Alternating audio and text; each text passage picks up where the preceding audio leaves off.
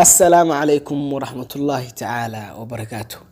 كلنتي وعنه وناسن داودياشنا قيمها يقايا مدن muuqaal kana maanta waxaanu ka hadli doonaa xaaladii ugu dambeeyay ee ku sugantan walaashan Ayuun Qurux.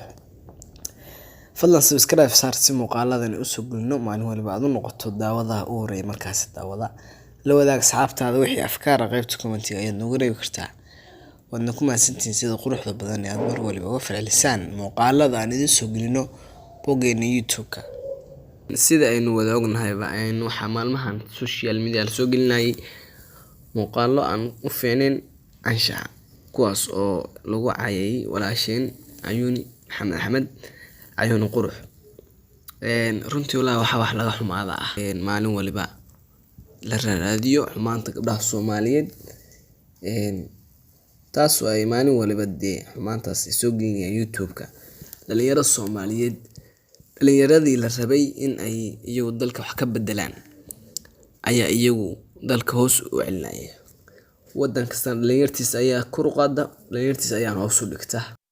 Allah subhanahu wa ta'ala wuxuu quraankiisa ku leeyahay وضرب الله مثلا قرية كانت آمنة مطمئنة يأتيها رزقها رغدا من كل مكان فكفرت بأنعم الله فأذاقها الله لباس الجوع والخوف بما كانوا يصنعون. وحا الله سبحانه وتعالى تولير وددك دقنيهن وأمان يحسلوني أكو جران رزقooda ama quudkooduna ugu imaanayo meesha ay joogaan. waxay markaas way iskibriyeen waxay ku friyeen nimcada Ilaahay. Allah subhanahu wa ta'ala markaas waxa uu libisay dharkii gaajada iyo cabsida si wax ay gacanta ku kasbadeen. gabadhan Soomaaliyeed ee walaasheena ah Ayuun Maxamed Ayuun Qurux waxay kamid ahayd ardayda Soomaaliyeed ee wax ka barta jaamacadaha ku yaala caasimadda Muqdisho. runtii qofku markuu yahay qof caan ah gaar ahaan social media caanka ah cadowgiisa waa u bataa. marar fiidiyogiisa la jarjaro, mar isaga laftirkiisa been abuur lagu sameysto.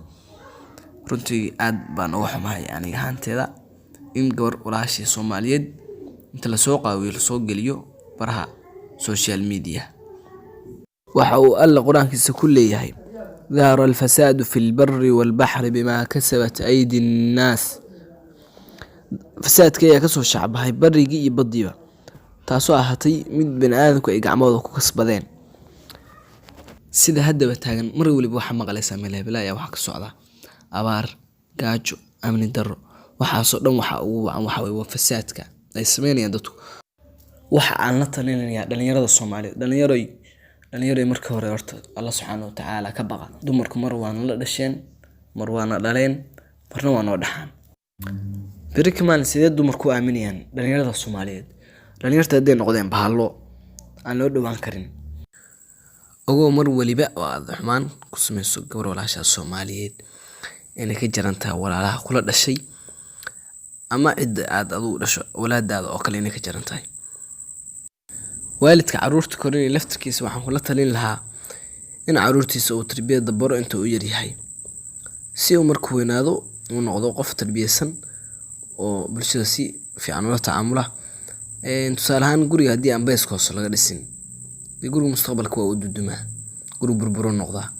marka waxaan kula talinayaa waalidiinta inay awlaadooda inta yar yihiin diinta ku ababiyaan. nabiga sallallahu alayhi wasallam waa tii saxaabadiisa ku lahaa kullukum raac wa kullukum mas'uulun can raciyati. kulligeen waxaa tiin raacay, mid kastana waxa uu mas'uul ka yahay wixii la raaciyay. marka ogaada waalidiinta waa kula xisaabtami doona waxa awlaadiina aad barteen ama ku tarbiyeyseen.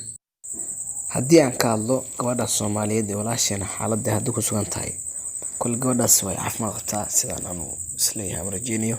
weli waxaa jira dad xumadoon ah oo aan weli qancin muuqaalka xumaa ee laga soo geliyay gabadha walaasheena oo weli sii raadinaya xumaan kale oo wax ku leeyihiin Ayuun Qurux way istishay, sunbay caftay, way isdildashay. waxaas waxa ka jira marxa waa been. waxaan kula talinayaa dadka xumadoonka ah inay ka waantoobaan waxyaabahaas ay ku dhaqmayaan. waxa aad iyo aad uga xumaay raggeeni amakina dhalay ee coorteena asturi lahaa haddii ay maanta intay video naga duubtaan social media keenayaan soo ma bini'aadamka qalad uu ka dhacaa.